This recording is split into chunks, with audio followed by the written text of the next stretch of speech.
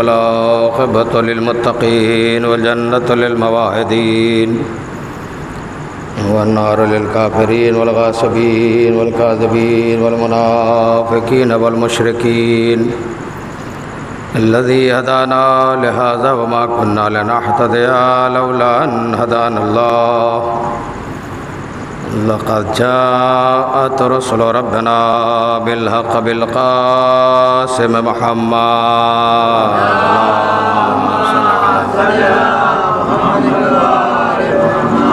أما بعد فقد قال الله تعالى في محكم كتابه الكريم بسم الله الرحمن الرحيم يا أيها الرسول بلغ ما أنزل عليك من ربك وإن لم تفعل فما بلغت رسالته والله يعصمك من الناس صلوات محمد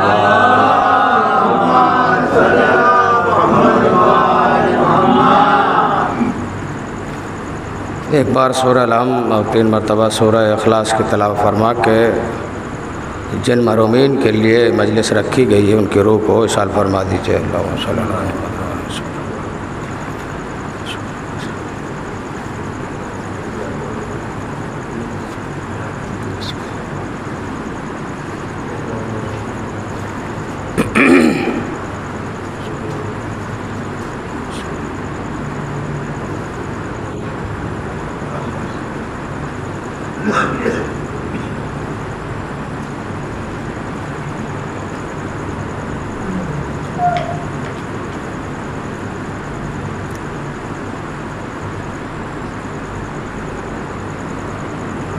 صلی علی محمد و آل محمد.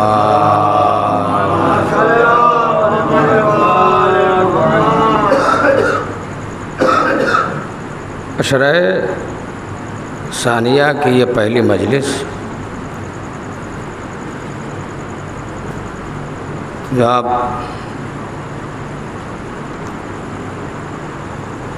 سیدہ عالم کو ان کے برے گھر کے اجڑنے کا پرسہ دینے کے لیے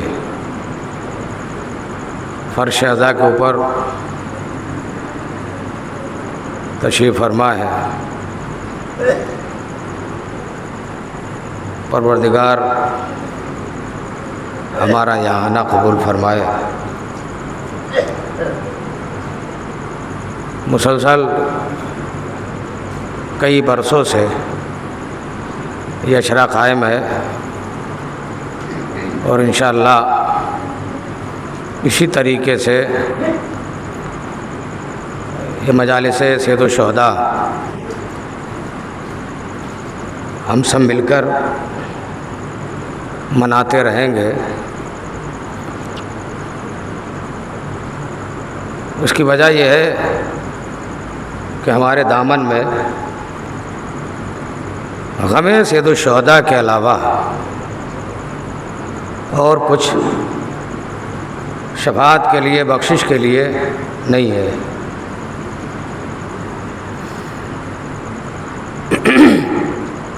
اور ایک بات عرض کرتا چلوں کہ عزائے امام حسین علیہ السلام میں جہاں بہت ساری شرطیں ہیں وہاں پر ایک شرط یہ بھی ہے کہ جو بھی اہل بیت کے لیے کام کیا جائے خلوص نیت کے ساتھ انجام دیا جائے. اگر آپ کو اس مجلس سے ثواب حاصل کرنا ہے تو خلوص نیت کے ساتھ مجلس برپا کی جائے, مجلس میں آیا جائے اور مجلس کو سنا جائے. کمال یہ نہیں ہے کہ ہم مجلس میں آتے ہیں، کمال یہ ہے کہ ہم مجلس کو اپنے گھر تک لے جائیں۔ جب ہم اس مجلس مظلوم کربلا کو گھر لے کے جائیں گے تو ہمارے گھر کا ماحول بدلے گا، ہمارے گھر کا ماحول چینج ہوگا۔ ہمارے گھر کے اندر جو مولا حسین چاہتے ہیں اس طریقے سے اولاد پروان چڑھے گی۔ اور اگر مجلس کو صرف فرش اعضاء تک محدود کر دیا، آئے سنا اور یہیں چھوڑ دیا، تو پھر اس مجلس سید الشہداء سے ہم نے حاصل کچھ نہیں کیا ہے۔ صلوات بھیجیں محمد و آل محمد۔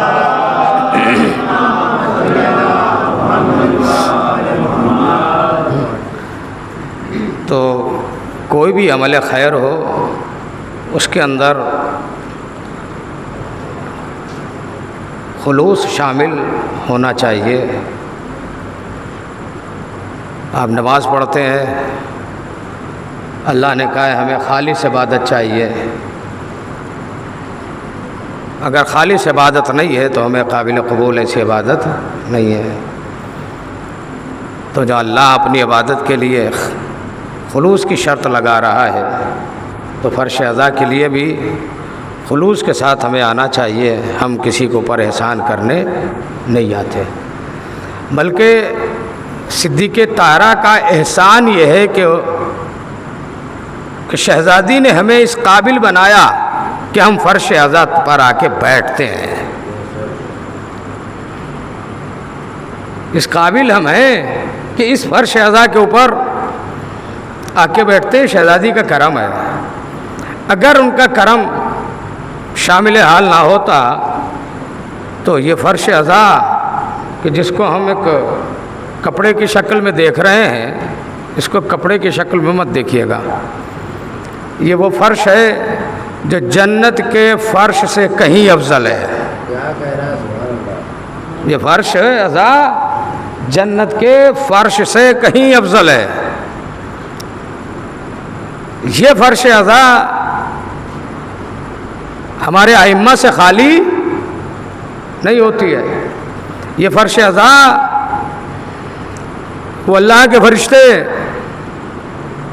کمال یہ ہے فرش اعضاء کا، توجہ رکھیے گا، فرش اعضاء بچھائی جاتی ہے تو سنا یہ ہے علماء کرام سے کہ ملک آتے ہیں یہاں۔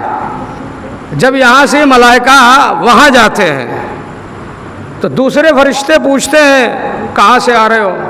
تمہارے جسم سے، تمہارے بدن سے ایسی خوشبو محسوس ہو رہی ہے۔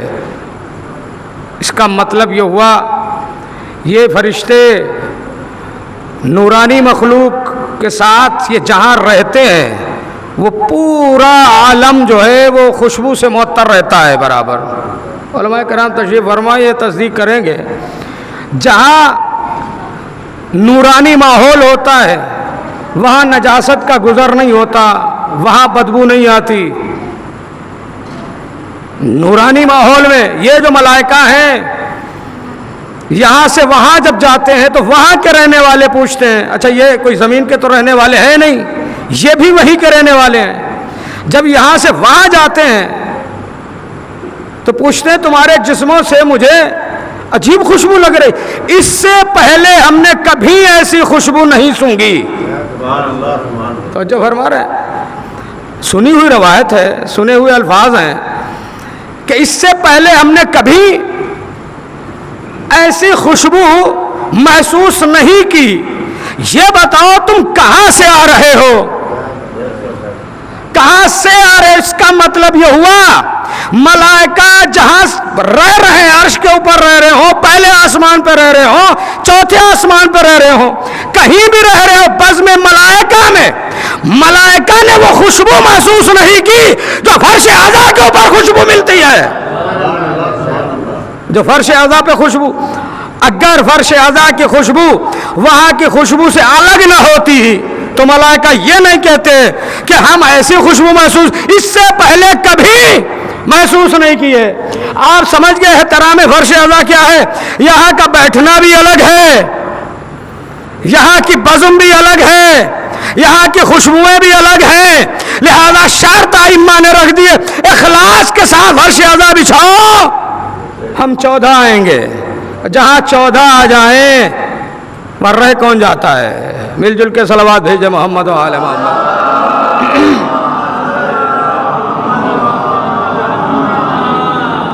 زان گرامی، تو اسی فرش اعضاء کے لیے شہزادی نے تمنا بھی کی تھی، کون روئے گا میرے لال پر؟ رسول اسلام نے کہا پروردگار انتظام فرمائے گا۔ اس کا مطلب حسین پر رونے کا انتظام پروردگار نے کیا ہے۔ اگر ہم مولا حسین پہ رو رہے ہیں اس کا مطلب یہ ہوا کہ ہمارا انتظام پروردگار نے کیا ہے، بانی مجلس نے نہیں بلکہ اس نے انتظام کیا ہے۔ اللہ کے نبی نے فرمایا بیٹی گھبرانا نہیں، تم سمجھتی ہو کہ تمہارے بیٹے پہ کوئی روئے گا نہیں؟ اللہ ایسی قوم پیدا کرے گا یا ایسے لوگ پیدا ہو جائیں گے یا انہی میں سے کچھ افراد، سب روتے بھی نہیں ہیں، سب ازائے امام حسین پر نہ روتے ہیں نہ آ کے بیٹھتے ہیں۔ جس کو شہزادی چاہتی ہے وہ آتا ہے، جس کو شہزادی چاہتی وہ آنسوؤں سے روتا ہے۔ مسئلہ یہ ہے کہ نہ ابھی تک اس فرش اعضا کے کمالات معجزات کو کسی نہ معرفت ہوئی ہے، اور نہ ہی مولا حسین کی مجلس کی معرفت ہوئی ہے، اور نہ ہی مولا امام حسین علیہ السلام جہاں دفن ہے اس زمین کی کسی کو معرفت ہوئی ہے۔ کوششیں لوگوں کی جاری ہیں، لیکن ہمیشہ ایک بات یاد رکھیے، میں اکثر کہا کرتا ہوں کہ قرآن مجید کی آپ تلاوت کرتے ہیں، سورہ یاسین قلب قرآن ہے یا نہیں ہے؟ سورہ یاسین قلب قرآن ہے، لیکن ہم نے مخصوص کر دیا ہے جھانکنی کے عالم میں پڑھیں گے تاکہ مرنے والے کی روح آسانی سے نکل جائے۔ اللہ نے سورہ یاسین کو قلب قرآن کہا ہے، قرآن کا دل ہے سورہ یاسین۔ اچھا بات یہاں آئی ہے تو ایک لفظ اور سنیے گا، یاسین والقرآن الحکیم، یہیں سے شروع ہوا ہے سورہ ہے۔ یاسین کا مطلب کیا ہوا؟ علماء کرام تشریف فرما ہے یا حرف ندا ہے، کسی کو بلانے کے لیے آواز دی جاتی ہے۔ اللہ نے کہا یاسین، اس کا مطلب اللہ کسی کو بلا رہا ہے۔ کس کو بلا رہا ہے؟ سین کو بلا رہا ہے۔ بھیا ہٹا دیجئے، رہ کیا گیا؟ سین، یاسین، یا کو کیجئے، یا ہے حرف ندا، سین رہ گیا ہے۔ تو یہ سین کون ہے جس کو پروردگار بلا رہا ہے؟ فرمایا سین ہے حضرت محمد مصطفیٰ صلی اللہ علیہ وآلہ وسلم۔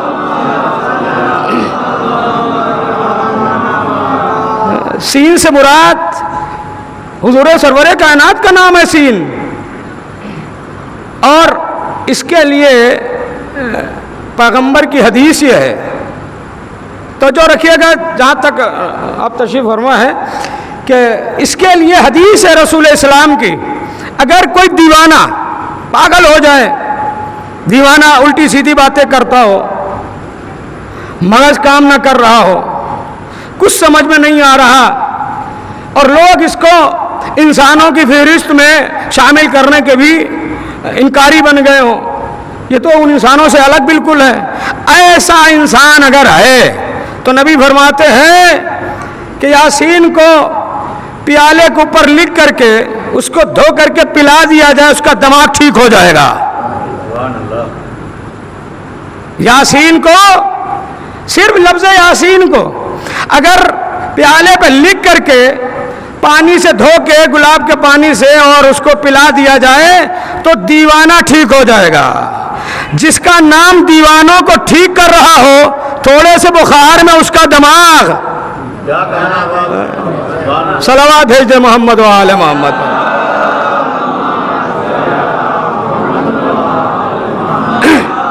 جس کے نام میں اتنی بڑی طاقت ہے وہ دیوانے کو اچھا کر سکتی ہے۔ مسلمانوں نے لکھ دیا کہ نبی تھوڑے سے بخار میں ہذیان بکنے لگے، میں جس کا نام میں اتنی بڑی طاقت ہے اس کی ذات میں کتنی بڑی طاقت ہوگی۔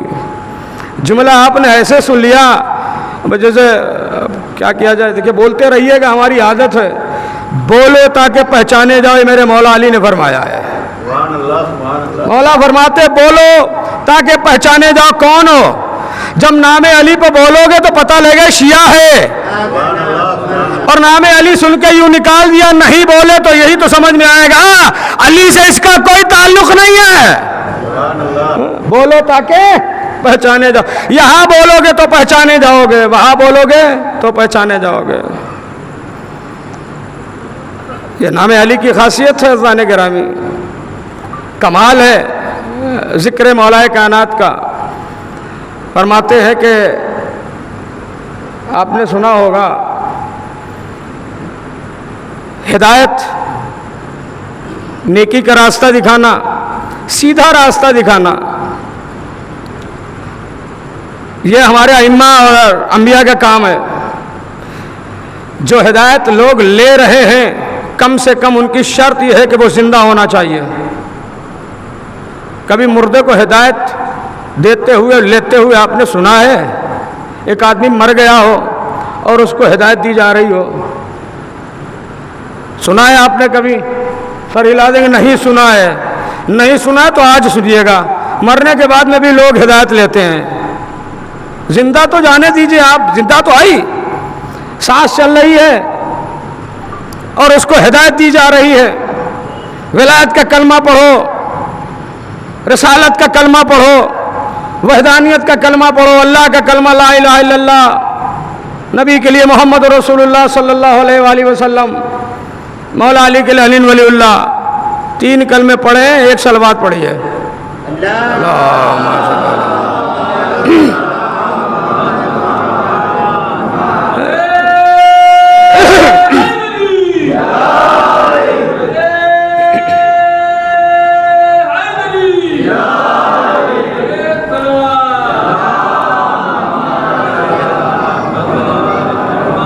مردے کو کبھی ہدایت نہیں ہوتی ہے، ہمیشہ زندہ آدمیوں کو ہدایت دی جاتی ہے، جو زندہ ہیں۔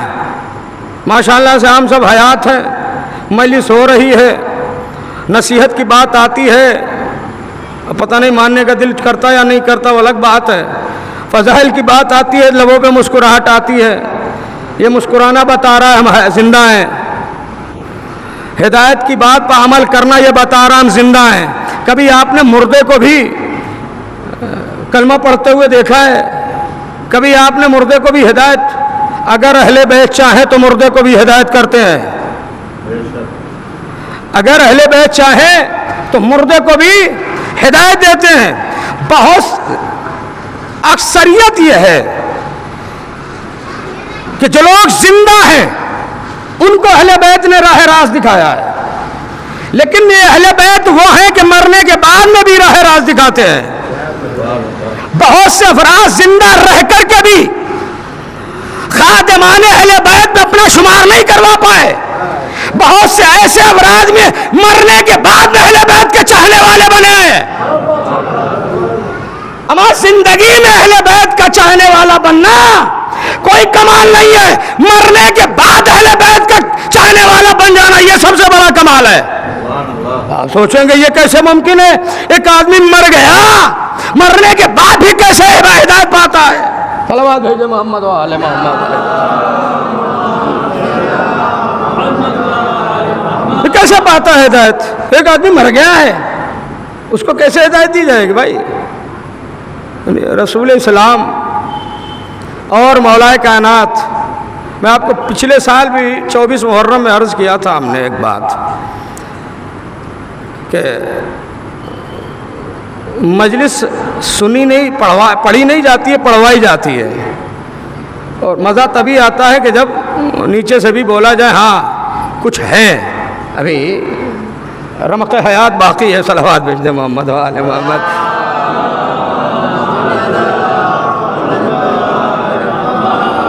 ٹھیک ہے، تب مزہ تبھی آتا ہے جب دونوں طرف سے، اور پہلی بات تو یہ آپ سبحان اللہ کہیں گے، ہمارے لیے تھوڑی کریں گے، تسبیح پروردگار ہے، ٹھیک ہے، یہ تسبیح پروردگار ہے۔ رسول اسلام ایک جگہ سے گزر رہے ہیں تو کچھ لوگوں نے پیغمبر پر حملہ کر دیا، کچھ لوگوں نے نبی پر حملہ کر دیا، نبی زخمی ہو گئے، گھر آئے۔ جب حال یہ دیکھا گیا کہ رسول اسلام زخمی ہیں تو وہ آگے آیا جس نے وعدہ لیا تھا، اللہ کے نبی ہم آپ کی نصرت کریں گے ہر حال میں۔ صرف نبی ہی کی نصرت نہیں کرتا، ہماری اور آپ کی بھی مدد کرتا ہے۔ مولا کائنات نے کہا کیا ہوا؟ فرمایا یہ معاملہ ہے، مدینے کے کچھ افراد گھات لگائے بیٹھے ہوئے تھے، نبی نکلے اور ہم ان کو مارے، پریشان کریں، ستائیں، زخمی کریں، زخم پہنچائیں۔ کہا کل ہم آپ کے ساتھ چلیں گے، کل ہم آپ کے ساتھ چلیں گے۔ لیجئے رسول اسلام آگے آگے وہیں سے گزرے، پہاڑ کے نیچے سے، اور یہ پہاڑ پر بیٹھے ہوئے تھے۔ اچھا، پہاڑ پر چڑھنا یا بیٹھنا ان کی پرانی عادت ہے۔ پہاڑ پر چڑھنا اور پہاڑ پر چڑھنا اترنا ان کی پرانی عادت ہے۔ یہ سب کے سب پہاڑ کے اوپر بیٹھے ہوئے ہیں۔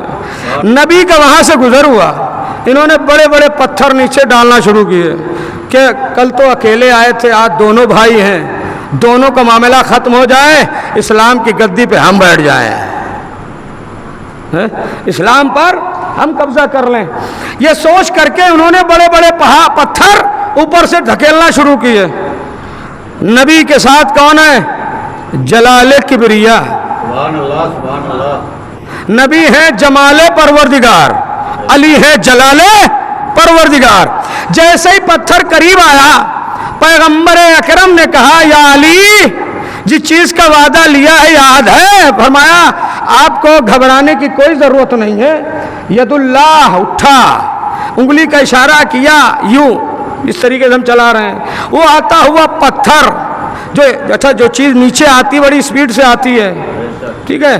مولا علی نے دیکھا وہ پہاڑ کے پتھر ٹکڑے آ رہے ہیں، تو علی نے اشارہ کیا انگلی کا، آنا انہیں نیچے چاہیے تھا، وہ واپس چلے گئے اوپر۔ جس نے ڈالا اس کے جا کے وہ پتھر لگا۔ سبحان اللہ سبحان اللہ۔ پیچھے والے سو رہے ہیں، انشاءاللہ جاگیں گے اگر دل میں مولا علی کی محبت ہے۔ علی کے ذکر پر ہمیشہ حلال زیادہ بولتا ہے، ایسے بولیں گے صلوات بھیج دے محمد و آل محمد۔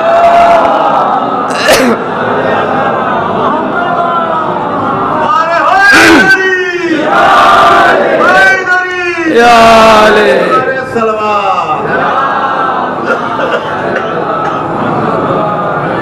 مولا علی نے انگلی کا اشارہ کیا، وہ جو پتھر آ رہا تھا، جس نے جیسا پتھر نبی پہ ڈالا، وہ پتھر واپس گیا اور جا کے اس کو مار ڈالا۔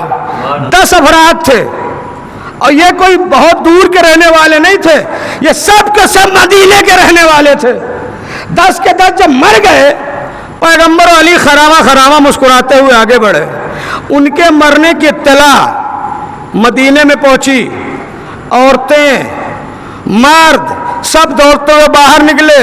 کوئی کہہ رہا ہے میرا چچا مر گیا، کوئی کہہ رہا ہمارا ماموں مر گیا، کوئی کہہ رہا ہمارا بیٹا مر گیا، کوئی کہہ رہا ہمارا بھتیجا مر گیا۔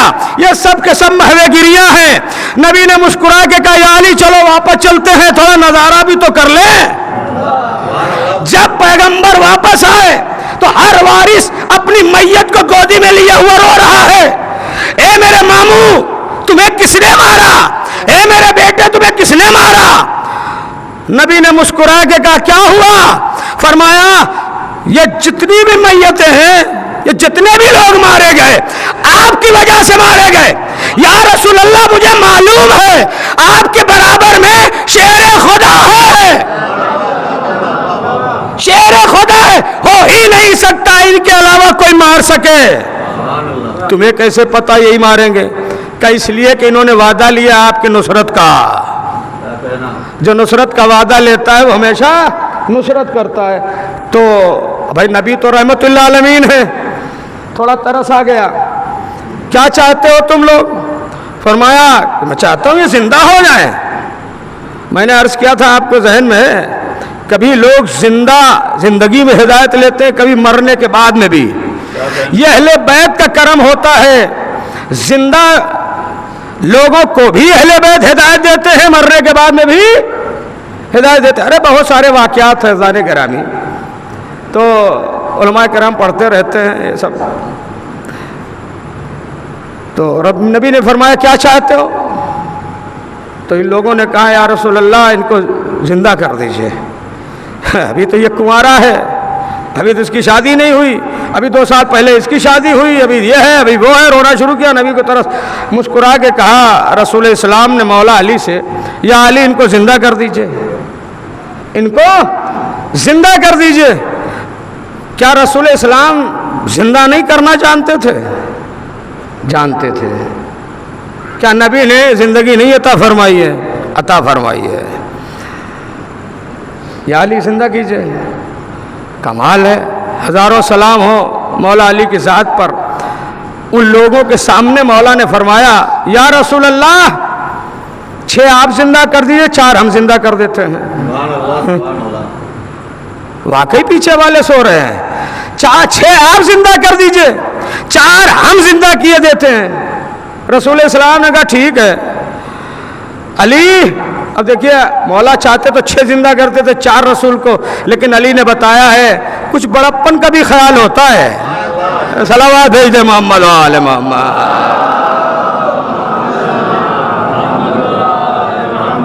فرمایا 6 آپ زندہ کیجئے 4 ہم زندہ. جس منزل پر آپ کو لانا چاہ رہا تھا وہاں پہ پہنچ گئے.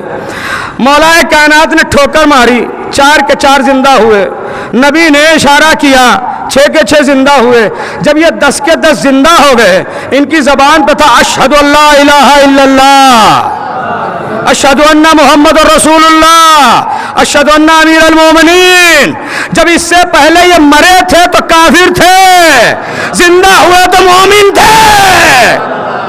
سلام ہو اے علی و محمد آپ کی ذات کے اوپر. آپ جو زندہ اس کو بھی مومن بناتے ہو، اگر آپ چاہے مرنے کے بعد میں بھی مومن بنا دیتے ہو. صلوات بھیجئے محمد و آل محمد.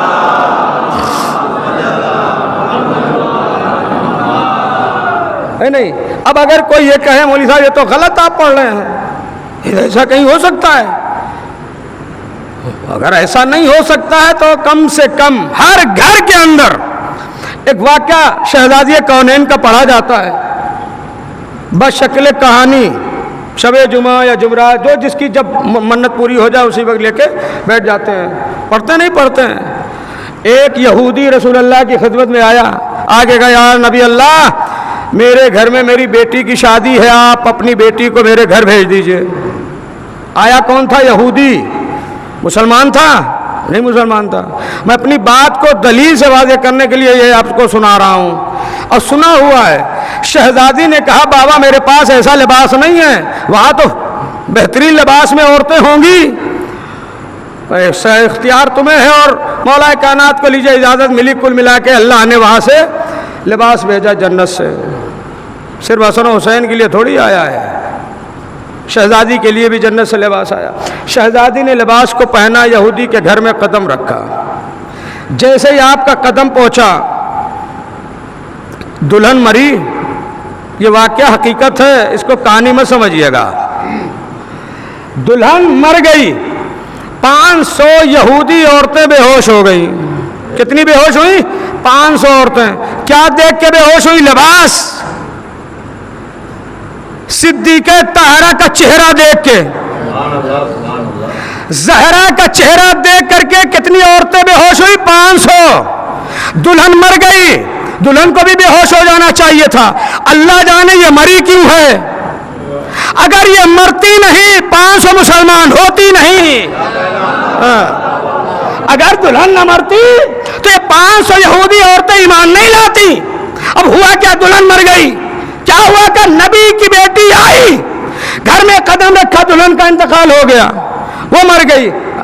تو لوگ کیا سوچیں گے کہ نبی کے دختر، نبی کی بیٹی، حسنین کی مادر، نعوذ باللہ استغفر اللہ، ایسے قدم ہیں. گھر میں جاتے ہیں تو موت ہو جاتی ہے.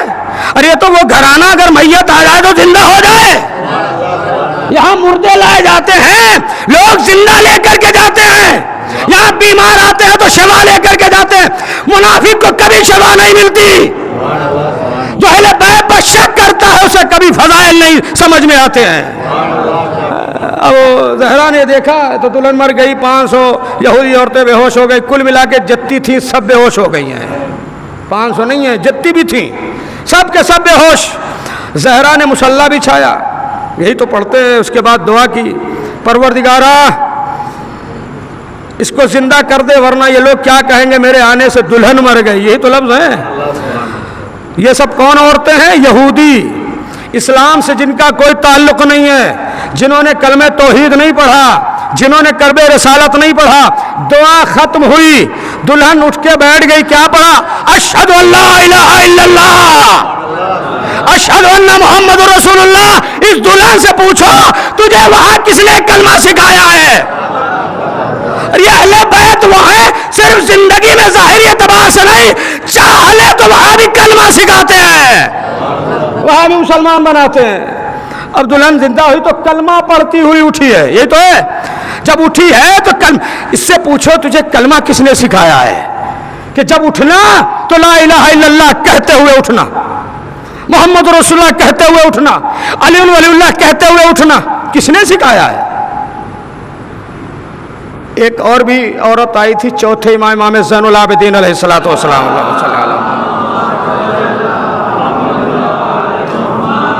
بات ادھر مڑ گئی تو پھر ایک اور سن لیجئے گا۔ ایک امام کا چاہنے والا چوتھے امام کی خدمت میں ہر سال حج کرنے کے بعد مدینے میں آتا تھا، ایک بار آیا تو اس کی بیوی نے کہا امام تمہیں کیا دیتے ہیں؟ یہ تو ہے، امام کیا دیتے ہیں؟ تو جب وہ آیا امام کی خدمت میں، امام تو ظاہر سی بات امام ہے، سب کچھ جانتے ہیں، کہ تمہاری گھر والی کیا کہہ رہی تھی؟ کھانا کھایا، اس کے بعد فرمایا کہ میرے ہاتھوں پہ پانی ڈالو۔ کیا ہے؟ فرمایا پانی کا نہیں، غور سے دیکھو جواہرات ہے۔ انہوں نے غور سے دیکھا، جواہرات ہے۔ یہ معجزہ ہے یا مولا کی کرامت ہے یا ولایت کی طاقت ہے؟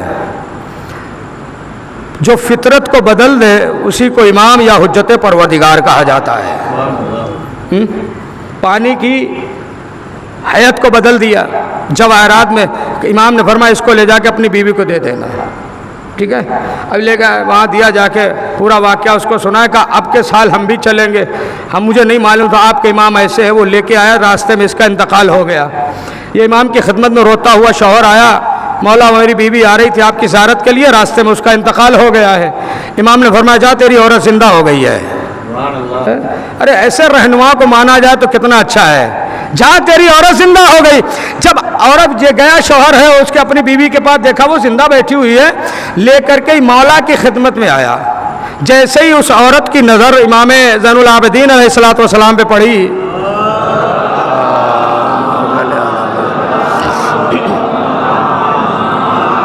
جیسے ہی اس کی نظر مولا کے چہرے پہ پڑی، کہ واللہ خدا کی قسم یہی وہ شخص ہے جس نے میری روح کو میرے جسم میں واپس کیا ہے، یہی وہ شخص ہے جس نے میری روح کو میرے جسم میں واپس کیا ہے۔ اب سمجھ میں آیا اہل بیت کی حکومت دنیا پہ نہیں ہے، وہاں بھی ہے۔ بولو تاکہ پہچانے جاؤ، صلوات بھیج دے محمد و آل محمد۔ اذان گرامی، اچھا بہت سے لوگ مجلس سنتے ہیں مگر بولتے نہیں ہیں۔ فضائل مولا کائنات، یہ دیکھیں امام کا فرمان ہے، میرے جد کے فضائل پڑھے جائیں تو چہرے پر خوشی کے آثار ہونا چاہیے، یہاں غمی کے آثار۔ اللہ اکبر، چہرے پر خوشی کے آثار ہونا چاہیے۔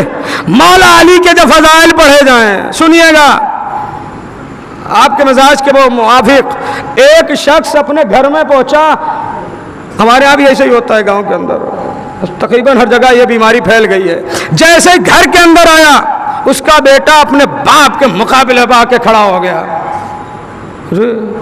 باپ نے دیکھا، اچھا اس کا مطلب کچھ نہ کچھ تو گڑبڑ ہے، باپ کے مقابلے پر اگر اولاد آئے تو کچھ نہ کچھ تو گڑبڑ ہے، جو بھی پردے میں ہے۔ صلوات بھیجے محمد و آل محمد۔ نہیں، اب دیکھتے پیچھے والے بولیں گے نہیں بولیں گے، اگر نہیں بولیں پھر تو گڑبڑ ہے نہیں۔ ہاں تو آیا، باپ کے مقابلے کے اوپر بیٹا کھڑا ہو گیا، یعنی بدتمیزی کرنے لگا۔ معمولی بات نہیں ہے، اگر کوئی بیٹا اپنے باپ کے مد مقابل آ جائے، اس کو شرافت مت سمجھیے گا، یہ اپنے زمانے کا سب سے بڑا شریر ہے، سب سے بڑا اپنے زمانے کا شیطان ہے جو اپنے باپ کے مقابلے پہ آ جائے۔ اچھا مزے کی بات یہ ہے، مثال کے طور پر ہم اپنے باپ کے مقابلے پہ آ گئے، ہمارے ابا کا کیا بگڑے گا بھائی بتاؤ؟ ہمارا بگڑے گا، ابا کا کیا بگڑے گا؟ اگر ابا ہم سے ناراض ہو گئے تو بگڑے گا ہمارا ہی، ابا کا کچھ نہیں بگڑے گا۔ حدیث سناؤں گا، انشاءاللہ آرام سے سن لیں گے. مجھے پتہ ہے ممبر پہ آنے والا اپنا جگر کا خون پیش کرتا ہے, ٹھیک ہے, اس کا خیال رکھیے گا. اگر ہمارا باپ ہم سے ناراض ہو جائے تو ہمارا سب کچھ بگڑ جاتا ہے, باپ کا کچھ نہیں بگڑتا. اگر باپ ناراض ہو جائے اولاد سے تو باپ کا کچھ نہیں بگڑتا, اولاد کا خراب ہو جاتا ہے. جس کے والدین اپنے ماں باپ سے, جس کی اولاد اپنے ماں باپ سے ناراض ہے وہ اولاد جہنم میں جائے گی, اور جو والدین اپنی اولاد سے ناراض ہو جائیں وہ اولاد جہنم میں جائے گی. یعنی جہنم میں اولاد ہی کو جانا ہے, ماں باپ نہیں جائیں گے, اولاد ہی کو ہر حال میں جانا ہے.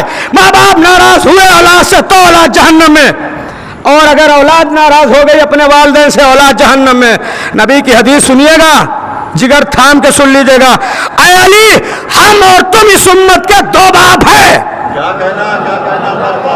اے علی, ہم اور تم اس امت کے باپ ہیں. اگر کوئی امت علی سے بگڑ جائے علی کا کچھ نہیں بگڑتا. اگر علی سے امت ناراض ہو جائے علی کا کچھ نہیں بگڑے, امت جہنم میں جائے گی. اگر علی ناراض ہو جائے علی کا کچھ نہیں بگڑے, امت جہنم میں جائے گی. صلوات علی محمد و آل محمد.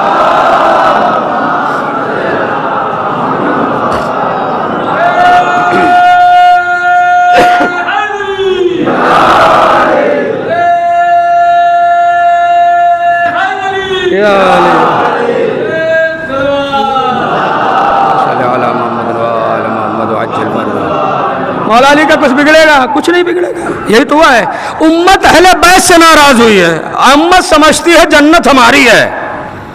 حدیث تو دیکھو, متفقہ علیہ حدیث ہے, عالم اسلام کے ہاں بھی حدیث ہے. نبی نے فرمایا کہ ہم اور علی امت کے باپ ہیں. تو امت تو ناراض ہو گئی اپنے باپ سے, تو امت کا ٹھکانہ تو جہنم ہے. یہ دونوں امت سے ناراض ہو گئے تو امت کا تو بریا بستر بن گیا جہنم کے لیے. تو اگر اولاد اپنے باپ کے مد مقابل آ جائے اس کی خیر مت سمجھیے گا. تو اس کا بیٹا جو تھا اس کے باپ کے مقابلے پہ آ گیا. فوراً اس نے اپنی بیوی کو تو کچھ نہیں کہا, سیدھا رسول اللہ کے پاس پہنچا. یا رسول اللہ, ہمارا بیٹا ہمارے مقابلے پہ آ گیا. نبی نے فرمایا غیر حلال زادہ ہے. نبی نے فرمایا غیر حلال زادہ ہے. جب نبی یہ کہہ دے غیر حلال زادہ ہے تو اس کے تو دن بدن میں آگ لگ گئی, پورا ایک دم بس آنکھیں سرخ ہو گئی. گھر کے اندر داخل ہوا, تلوار باہر نکالی. جب تلوار نکلے کس پہ پڑے گی؟ جس نے امانت میں خیانت کی ہوگی. سیدھا اپنی بیوی کے پاس آ کے کہتا ہے, نبی نے فرمایا یہ بیٹا ہمارا غیر حلال زادہ ہے, بتا کہاں غلطی کی ہے تو نے؟ کہا تمہیں کیسے بتایا ہے؟ کہ میرے نبی نے بتایا ہے. کہا اسی نبی کی عصمت کھا کے کہتی ہوں تیری امانت میں کوئی خیانت نہیں کی ہے. معاملہ بڑا پیچیدہ ہو گیا ہے. نبی کہہ رہے ہیں غیر حلال زادہ ہے, بیٹے کی ماں کہہ رہے اسی نبی کی قسم کھا کے کہہ رہے ہوں امانت میں کوئی خیانت نہیں کی ہے. صلوات بھیجے محمد و آل محمد.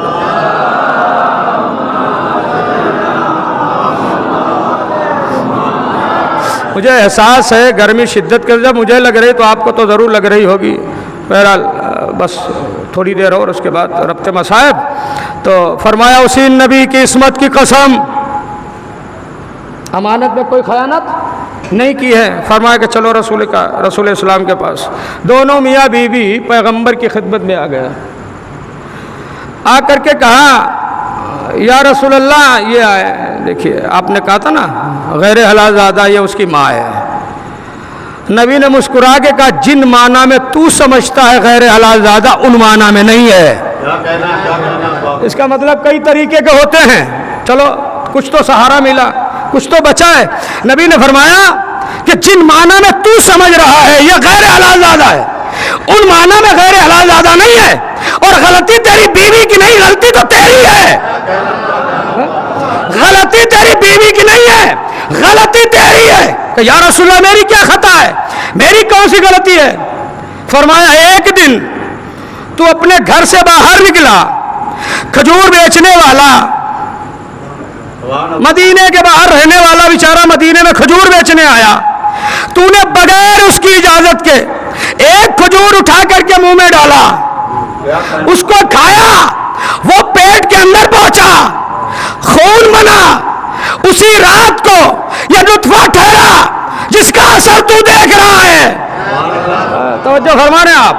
ایک کھجور کا دانہ کھایا جس کا کمال یہ ہوا کہ بیٹا باپ کے مقابلے پہ آ گیا.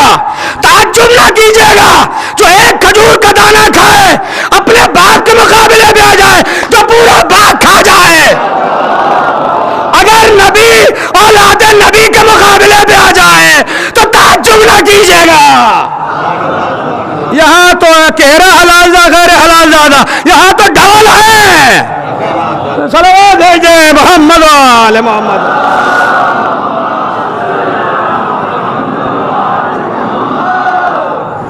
ایک کھجور کا دانہ منہ میں گیا, خون بنا, ایک قطرے نے کمال کیا دکھایا, ابا کے مقابلے پہ آ گیا. اب ہم سب مل کے غور و فکر کریں کس کس کے بیٹے ابا کے مقابلے پہ آئے ہیں. وہاں تو ایک کھجور کھایا, اللہ جانے کتنا کھایا ہوگا. گرا تو گزری ہوگی بات. صلوات بھیجے محمد وآل محمد.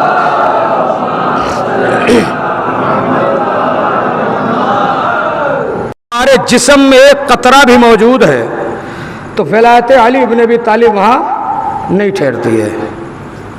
صحیح بات ہے غلط ہے؟ نبی کی حدیث ہے, نبی بھائی علی تجھ سے وہی محبت کرے گا جس کی ولادت میں طہارت ہوگی, یعنی ہر اعتبار سے پاکیزہ ہوگا. اگر ایک قطرہ بھی, بات یہاں تک آئی تو دل چاہتا ہے ایک بات اور آپ کو سنا دیں. چھٹے امام جعفر صادق علیہ الصلوۃ والسلام,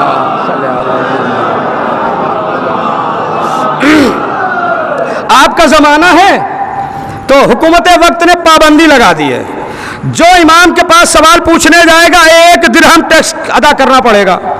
جو ہمارے دربار میں درباری علماء سے پوچھنے آئے گا اسے 2 درہم ملیں گے.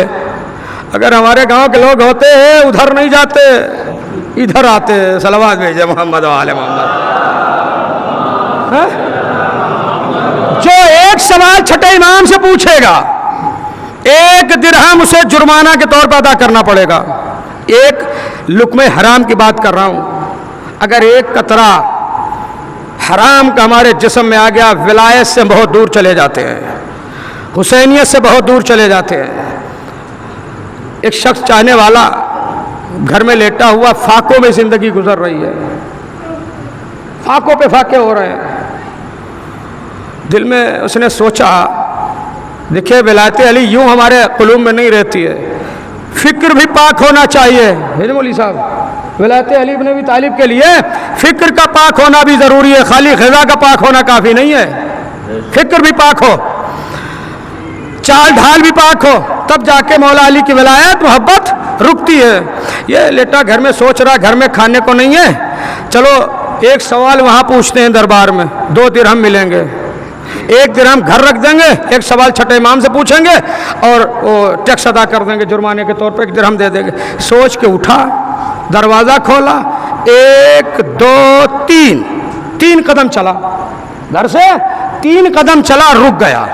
سوچنے لگا, غور و فکر کرنا چاہیے, ہم سب کو سوچنا چاہیے اس بات کے لیے, جہاں تک ہماری آواز جا رہی ہے ان کو بھی یہ سوچنا چاہیے کہ مولا علی کی ولایت بڑا اہم مسئلہ ہے, بہت ہی اہم مسئلہ ہے. حالانکہ ابھی آیت کا ہم نے ترجمہ بھی نہیں کیا ہے, لیکن مفہوم ادا ہو رہا ہے ولایت علی ابن ابی طالب کا. تو 3 قدم چلا, 3 قدم چل کے ٹھہر گیا, سوچنے لگا. عرض کیا تھا فکر بھی پاک ہونا چاہیے.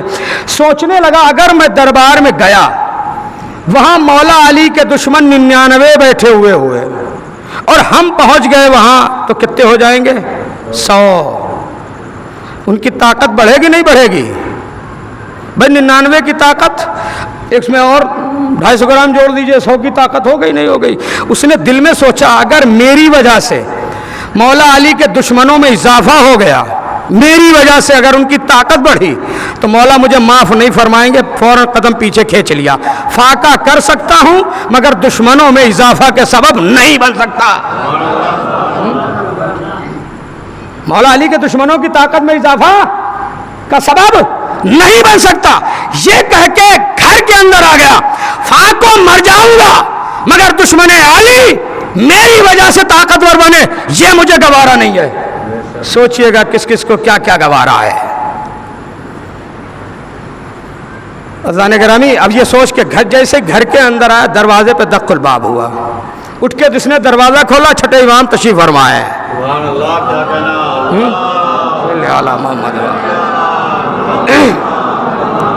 چھٹے امام تشریف فرما چوکھٹ کے اوپر مسکرا کے کہنے لگے تیرے اوپر میرے پاس آنے پہ پابندی ہے, میرے اوپر تجھ تک پہنچنے پہ کوئی پابندی نہیں ہے کیونکہ میں امام ہوں. امام کسی کی پابندی میں نہیں رہتا, جو رہ جائے وہ امام نہیں ہوتا.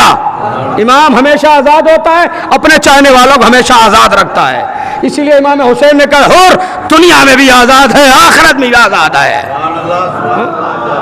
تو جو بھربا رہے آپ امام اپنے چاہنے والے کو غلام نہیں بناتے, آزادی ہمیشہ دیا کرتے.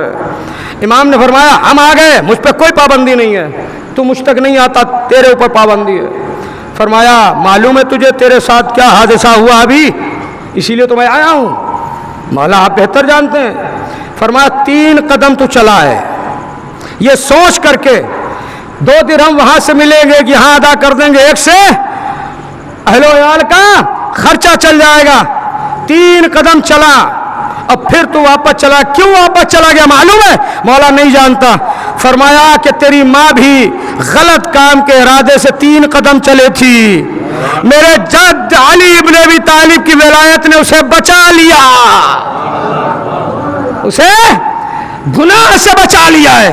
3 قدم تیری ماں بھی چلی, اگر 4 قدم چلتی تو 4 یہ بھی چلتا. اب سوچئے گا علی کے مقابلے پر کتنے قدم چل کے آئی تھی, اس کی ماں کتنا چلی ہوگی. صلوات محمد و آل محمد. فرمایا کہ میری جد علی بن ابی طالب کی ولایت نے اس گناہ سے اس کو روک لیا, بچا لیا. اس کا مطلب یہ ہوا مولا علی کی محبت, مولا علی کی ولایت ہمیں گناہوں سے بچاتی بھی ہے اور ہمارے گناہوں کو معاف بھی کرواتی ہے. الا من مات علی حب آل محمد ماتا شہیدا. جو اہل بیت کی محبت میں مر جاتا ہے وہ شہید مرتا ہے. شہادت ہر کسی کے مقدر میں نہیں ہوتی ہے. امام حسین علیہ الصلوۃ والسلام جب مدینے سے چلے تھے تو صرف 72 تھوڑی تھے. امام حسین کے ساتھ بہت بڑا مجمع تھا. جو جتنا ہم نے پڑھا ہے میں اتنا آپ کو بتا رہا ہوں. 15,000 لوگ مولا امام حسین کے ساتھ تھے. مکہ پہنچتے پہنچتے آدھے رہ گئے. مکے میں اضافہ ہوا, مولا حسین اور آگے بڑھے, ہر منزل پہ خطبہ دیتے جا رہے ہیں, ہم شہید ہونے کے لیے جا رہے ہیں, مال غنیمت کے لیے نہیں جا رہے ہیں. یہ کہتے رہے, لوگ ہٹتے رہے. اس کا مطلب ہوا ان کے مقدر میں شہادت نہیں تھی. جن کے مقدر میں شہادت تھی مولا حسین نے ان کو بہت دور سے بلا لیا, بہت دور سے بلا لیا. آپ نے ایک نام سنا ہوگا ترمہ ابن عدی کا, بڑے مشہور مولا علی کے صحابی ہیں. بات آ گئی تو عرض کر دوں, مولا علی کے صحابی ہیں یہ بھی کربلا کے میدان میں مولا حسین کی نصرت کے لیے آئے ہوئے تھے. اور آپ کو اتنے زخم لگے, اتنے زخم لگے, آپ بے ہوش ہو گئے. بے ہوشی کے عالم میں پڑے رہے. لوگ یہ سمجھے کہ آپ دنیا سے گزر گئے ہیں. لیکن آپ جس طریقے سے جناب حسن مصنع امام حسن کے بیٹے زندہ رہے زخموں سے چور, اور ان کے رشتہ دار اٹھا کے لے گئے تھے, کیا ہوا وہ الگ معاملہ ہے.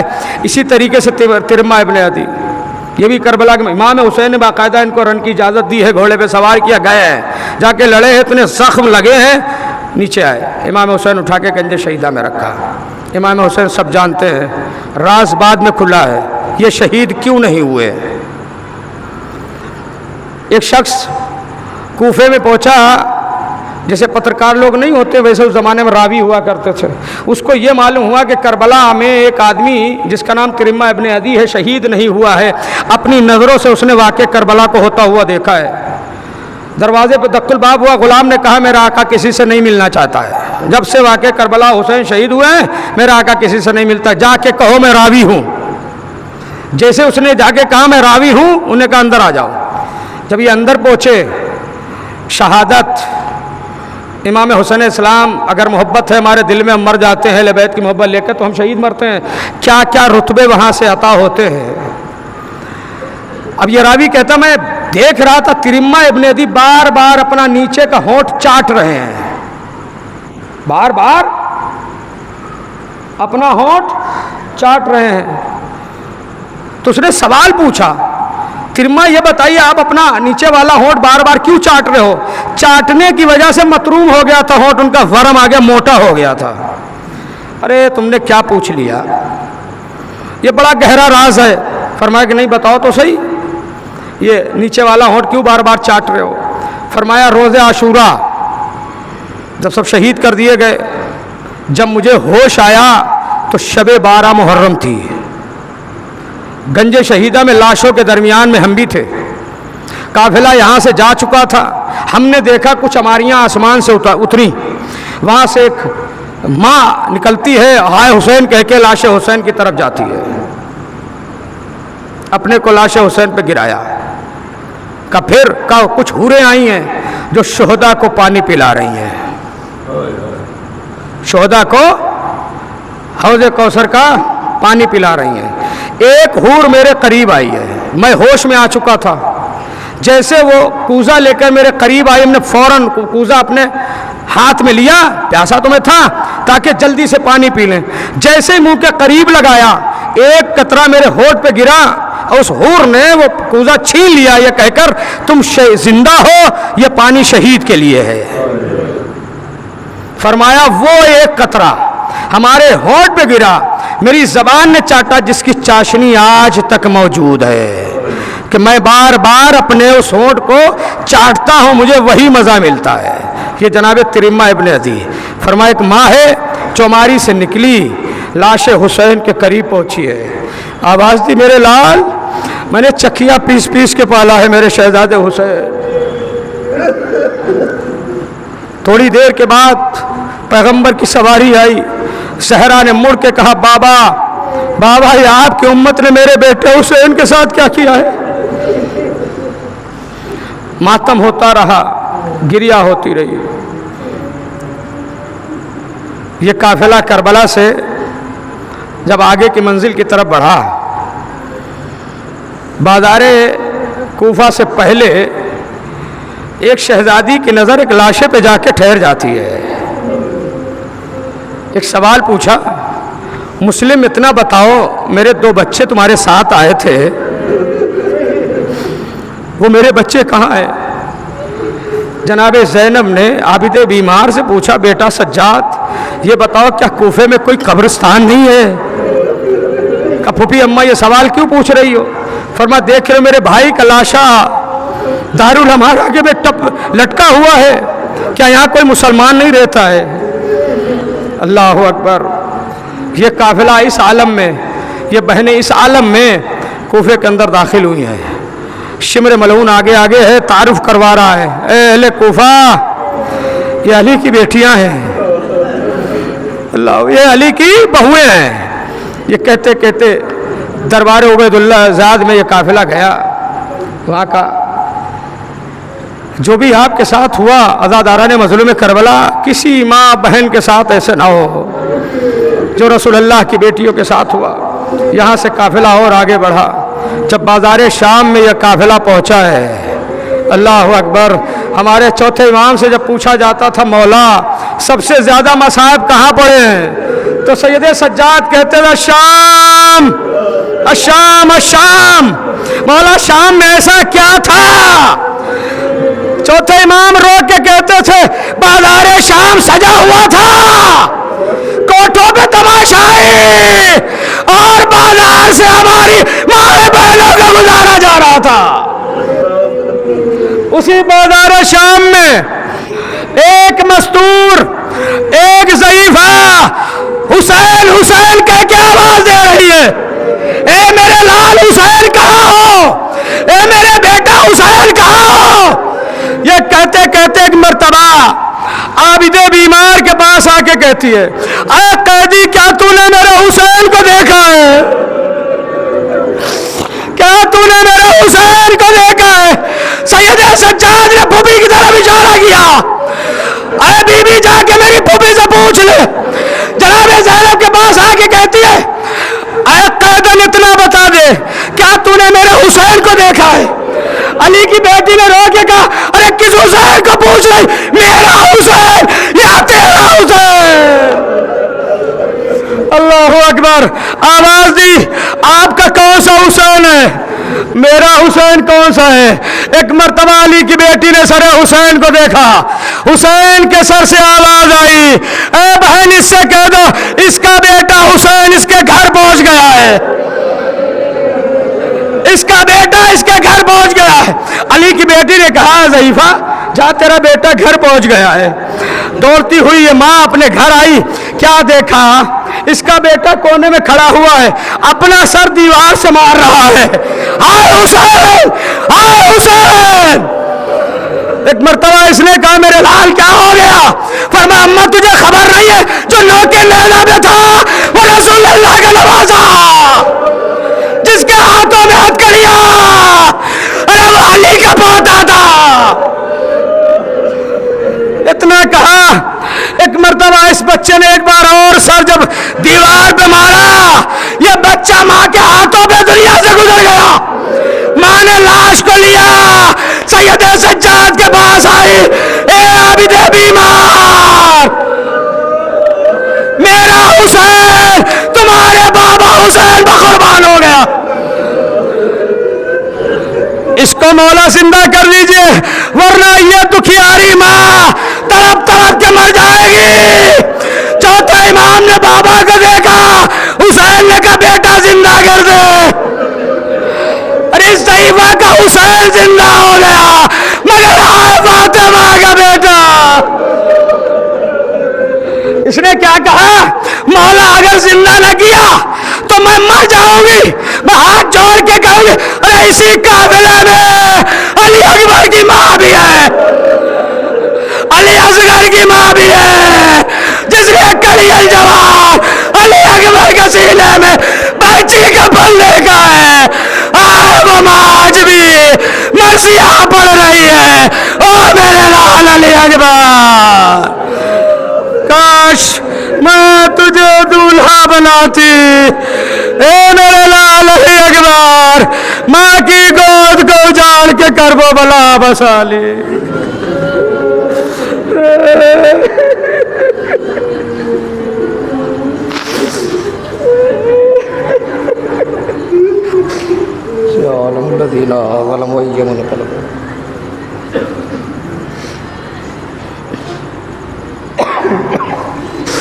ایک بار سورہ الحمد 3 مرتبہ سورہ توحید کی اطلاع فرما کے جن مرحوم کے لیے مجلس رکھی گئی ان کی مرحوم کو ارشاد فرما دیجیے۔